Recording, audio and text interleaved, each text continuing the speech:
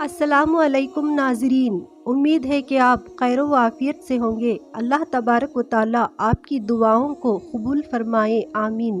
بسم اللہ کی عظمت سے متعلق ہماری یہ ویڈیو آخر تک ضرور دیکھیں اور ہمارے چینل اسلامی زندگی کو لائک، شیئر، سبسکرائب، کمنٹ ضرور کریں۔ بسم اللہ الرحمن الرحیم۔ اللہ کے نام سے شروع جو بڑا مہربان نہایت رحم کرنے والا ہے۔ آسمانی مذاہب کی ہمیشہ سے یہ تعلیم رہی ہے کہ انسان جب بھی کوئی کام کرے بسم اللہ ضرور پڑھے، یعنی ہر کام کی ابتدا اللہ کے نام سے ہونی چاہیے۔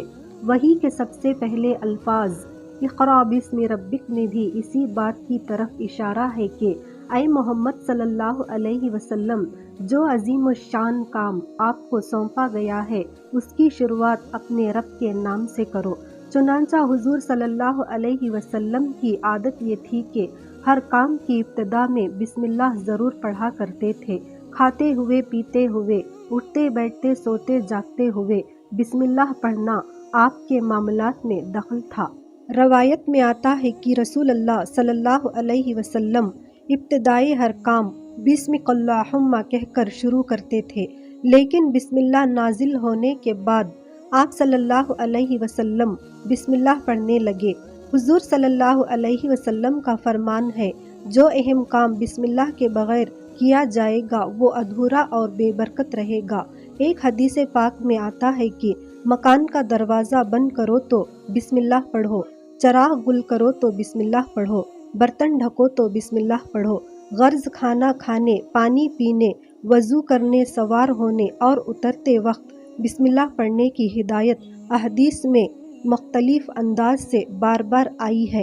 مسلم شریف میں ہے کہ جس کھانے پر بسم اللہ نہیں پڑھی جاتی اس میں شیطان کا حصہ ہوتا ہے۔ ابو داؤد علیہ السلام کی روایت میں ہے کہ رسول اللہ صلی اللہ علیہ وسلم کی مجلس میں کسی صحابی نے بغیر بسم اللہ کے کھانا شروع کر دیا اور جب یاد آیا تو بسم اللہ اولہ و آخرہ پڑھ لیا۔ یہ سن کر رسول اللہ صلی اللہ علیہ وسلم کو ہنسی آ گئی اور آپ صلی اللہ علیہ وسلم نے فرمایا کہ شیطان نے جو کچھ کھایا تھا وہ سب اگل دیا۔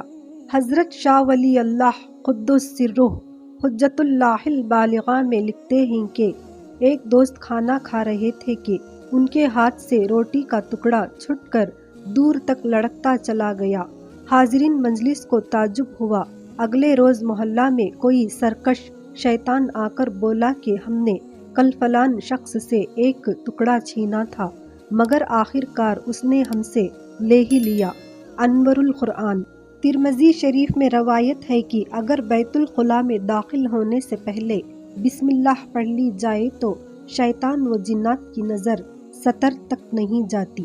امام رازی رحمۃ اللہ علیہ تفسیر کبیر میں لکھتے ہیں کہ حضرت خالد بن ولید رحمۃ اللہ علیہ کو میدان جنگ میں کسی دشمن نے زہر کا پیالہ دیا اور کہا کہ تمہارا دین سچا ہے تو اسے پی کر دکھاؤ۔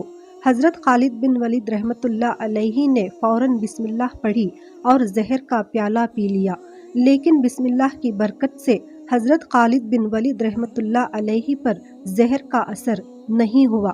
بسم اللہ پڑھنے کے بے شمار فائدے ہیں۔ بسم اللہ پڑھنے سے بے شمار برکتیں اور رحمتیں نازل ہوتی ہیں۔ جو لوگ بسم اللہ پڑھ کر اپنے کاموں کا آغاز کرتے ہیں، پروردگار عالم انہیں کامیابیوں سے ہمکنار کرتا ہے اور انہیں ہر جگہ سرخرو رکھتا ہے۔ جو لوگ اپنے کاموں کا آغاز بغیر بسم اللہ کے کرتے ہیں ان کے کام ادھورے رہ جاتے ہیں اور وہ برکتوں اور رحمتوں سے محروم رہتے ہیں۔ نہ دنیا میں انہیں خوشی حاصل ہوتی ہے، نہ آخرت میں انہیں خوشی حاصل ہوگی۔ بزرگوں نے فرمایا ہے کہ ہر اہم کام کے شروع میں پوری بسم اللہ پڑھنی چاہیے اور ایک ایک حرف کو احتیاط کے ساتھ زبان سے نکالنا چاہیے تاکہ پورا ثواب ملے۔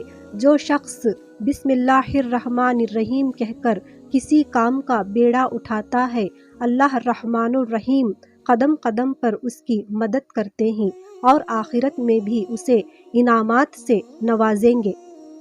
ارباب بصیرت اس لذت سے آشنا ہیں کہ بسم اللہ پڑھنے سے ایک حلاوت محسوس ہوتی ہے، پڑھنے والے کے دل میں غم باقی نہیں رہتا، اس کے حوصلے بڑھ جاتے ہیں، اس میں کام کرنے کا ایک جذبہ پیدا ہوتا ہے، کامیابی کا یقین اس کے دل میں موجزن ہو جاتا ہے۔ بسم اللہ پڑھنے والے کے لیے نیک بختی کے دروازے کھول دیے جاتے ہیں اور بدبختی کے دروازے اس پر بند کر دیے جاتے ہیں۔ بسم اللہ پڑھنے کے بعد بھی اگر کسی مصلحت کی وجہ سے اسے دنیا میں ناکامی ہو جائے تو آخرت کا ثواب تو اسے بہرحال ملتا ہے، اور دنیا کی ناکامی بالا آخر اچھے نتیجہ پیدا کرتی ہے۔ جنت کی 4 نہروں پر بسم اللہ مرحوم۔ ایک روایت میں آتا ہے کہ رسول اللہ صلی اللہ علیہ وسلم کو جب معراج ہوئی تو آپ صلی اللہ علیہ وسلم نے اس دنیا کے عجائبات ملاحظہ کیے، جنتوں کی سیر کی۔ آپ صلی اللہ علیہ وسلم نے یہ بھی دیکھا کہ جنت میں 4 قسم کی نہریں ہیں۔ ایک نہر پاک و صاف پانی کی ہے جس میں کبھی بدبو پیدا نہیں ہوتی، دوسری نہر دودھ کی ہے جس کا ذائقہ کبھی نہیں بدلتا بلکہ ہر حال میں یکساں رہتا ہے، اور تیسری نہر شراب طہور کی ہے، اس میں لذت تو ہوتی ہے لیکن نشہ نہیں ہوتا، اور چوتھی نہر شہد کی ہے جو خالص اور گندگی سے پاک و صاف ہے۔ ان نہروں کا تذکرہ قرآن حکیم میں آیا ہے۔ حضور صلی اللہ علیہ وسلم نے جبریل علیہ السلام سے دریافت کیا کہ یہ نہریں کہاں سے آتی ہیں اور کہاں کو جاتی ہیں؟ جبریل علیہ السلام نے جواب دیا، اتنا تو مجھے معلوم ہے کہ یہ چاروں حوض کوثر میں جا کر گرتی ہیں، لیکن مجھے یہ نہیں معلوم کہ آتی کہاں سے ہیں۔ اتنے میں ایک فرشتہ آپ صلی اللہ علیہ وسلم کو وہاں سے اٹھا کر لے گیا، اور کافی دور کی مسافت کے بعد جو خدا کے فضل و کرم سے منٹوں میں طے ہو گئی تھی، ایک درخت کے نیچے لے جا کر بٹھا دیا۔